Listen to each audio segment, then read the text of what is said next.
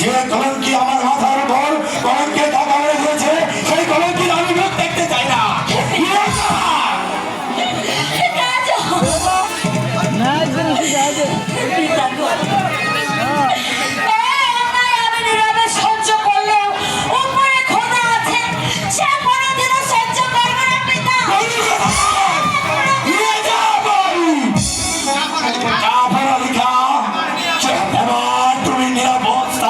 হত্যা করো, আমি তাই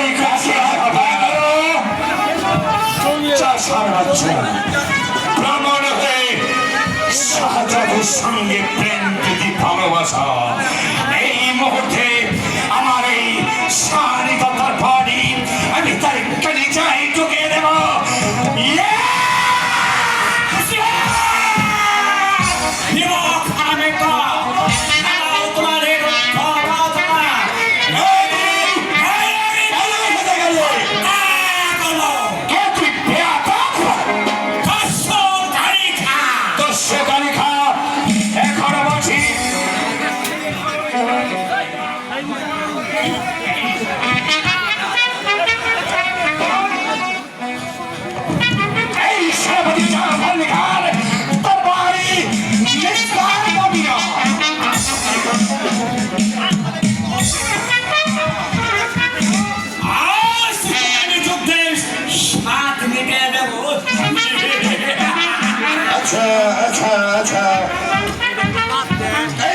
সেনাপতি জাফর খান সঙ্গে অস্ত্র করবে, তাই না?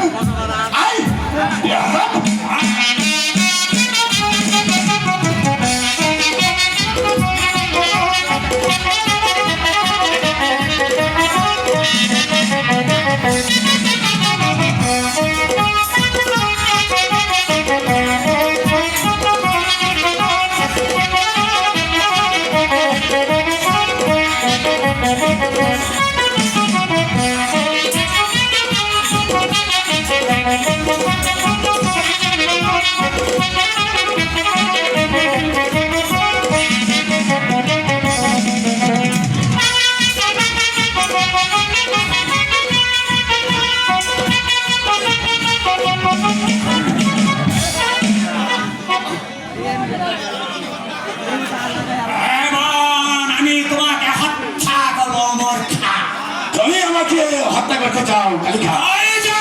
আমি তাই করবো, কারণ এমনি ভাবে তোমরা মানুষগুলোকে ধরে এনে চাবুকের পর চাবুক মারবে, আর আমরা তা নিরাময় সহ্য করে যাবো।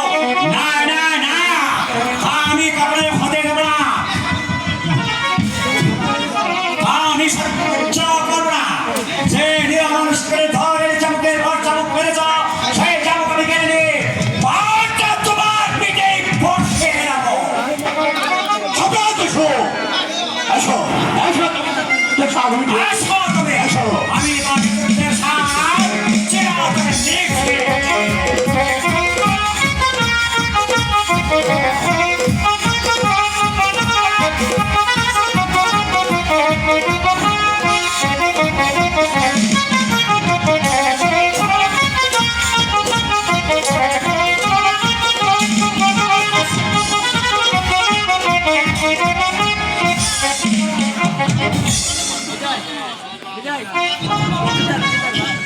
আমার সম্মুখ থেকে ধর, মেট্রোর জন্য প্রস্তুত হয়ে যাও আমার খা।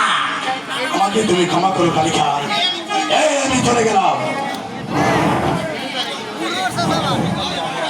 কে কে আপনি ভাই? আমাকে বাঁচালেন? আমি আমি তোমার ইব্রাহিম ভাই। ইব্রাহিম ভাই, ইব্রাহিম ভাই,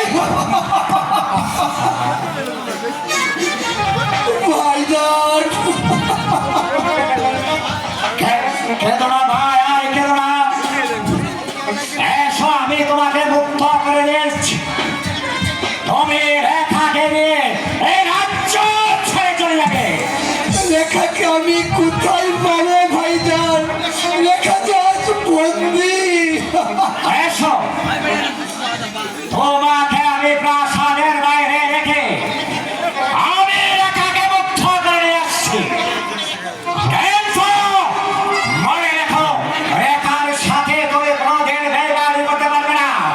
আর যদি কোনোদিন তুমি বেইমানি করো, তাহলে আমি তোমাকে ভাই বলে ক্ষমা করবো না, তোমাকে আমি কোনোদিন শেষ করে দেবো।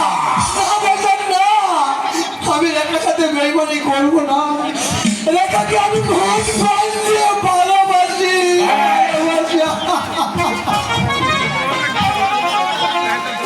বেশ, তোমার কথা শুনে আজ আমি শান্তি হলাম। তোমরা চিরসুখী হও ভাই। তাহলে চলো আমার সাথে আমার মুক্তি নিয়ে। ভালো ভাইজান, তাই না?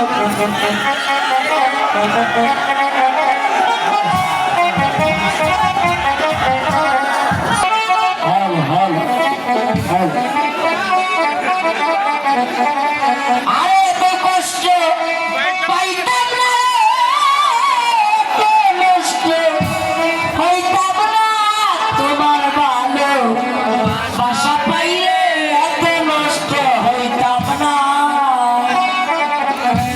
এত কষ্ট পাইতাম না, এত কষ্ট পাইতাম না, তোমার ভালো বাসা পাইলে এত নষ্ট হইতাম না।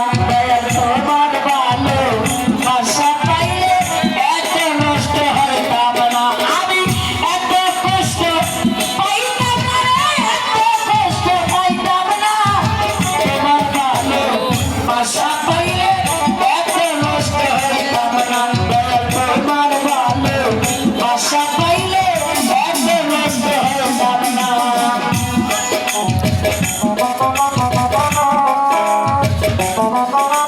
Oh